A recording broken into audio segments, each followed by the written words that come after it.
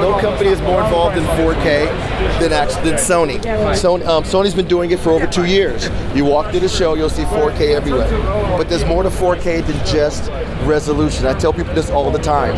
When you look out a window, there is more resolution, but there's also more color, and there's a wider range of brightness, from the dazzling sun to the black of your jacket. You have to be able to reproduce both of those at the same time. All of the other companies are just now working on the resolution. We did that 2 years ago. We addressed color with Triluminous a year ago, and now we have addressed the brightness. And if you look here, we talk about brightness range. It is so black, you cannot see where the bezel of the TV is. Yet, look how bright and vivid the face is. It is like she is literally in this room with you. And we have challenged people who come and ask about TVs. We say, go back to any manufacturer's booth and walk up to them and say, show me a TV I can buy this year, the best TV you have that I can buy this year, and then go and come back and compare it to this TV. And there's not a TV in this building that you can buy this year that can match this TV. Look at the red of her dress. I mean, it really gets across the message of how good that picture quality actually is. The incredible amount of detail that's available in the picture, and how the inky blacks and the vivid whites. You normally have to choose one or the other. You can't have that kind of blacks with that kind of, we're the only company that's figured out how to do that. So, oh, by the way, there's going to be 3 series of 4K TVs. This year there's the X950B, which is this guy here, that's our flagship. There's going to be what's called an X900B, which is this model here. So that's a 950, this is a 900. This replaces our flagship from last year. And then there's another model called an X850 we're not showing, because it's basically a very thin bezeled, you know, very thin TV, not very noticeable. And we wanted TVs that really stood out. You know, all we have to say about that TV is it's very thin, it's got a great picture. YouTube 4K and Netflix 4K are services that are coming very soon, which will allow you to stream 4K to your house. They say you need about 15 megabit per second in order for it to play it back, but most people have that kind of internet connections, and that'll be okay. Netflix, they said, is going to be launching probably in the next 2 months or so. So we're talking very, very rapid. Wedge design. There's a reason why we made the wedge. Most TVs appear to be thin, but they bump out in the back. So you really can't hang them on the wall. Most TVs appear to be thin, but they go like this and they bump out. What we did is we made a gradual transition. The reason why we did that is now I can have a bigger box for my speakers. Bigger box means, and bigger speakers means better sound. So better sound. The next thing is it puts the weight of the TV towards the bottom of the TV, which means it's more stable, and the stand does not have to be very wide. Most of the time to hold a big TV, you have to have a very wide stand so it doesn't tip over.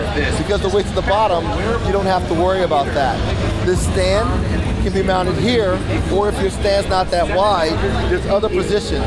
Another position here and here, so you can mount it narrow. So if you have a narrow stand, it'll still fit. So, by the way, if this has a tweeter, a woofer, and a subwoofer. And if you want even more bass, we're going to be selling if you look in the room, there's actually a wireless subwoofer that you can actually buy and add to any of our TVs next year. When you plug the wireless subwoofer into the TV, it recognizes what TV it is, and it'll calibrate itself. So it's very best on any model that you connect it to. New menu system, new remote. We still have the traditional remote that we used to have, but now we have a newer remote now. And I can take this remote, and it's got a new system. It's called the one-flick menu system. What happens is, as you watch TV, the TV learns your viewing habits. So what it starts to do is when I flick it up, it'll give you thumbnails of your favorite channels.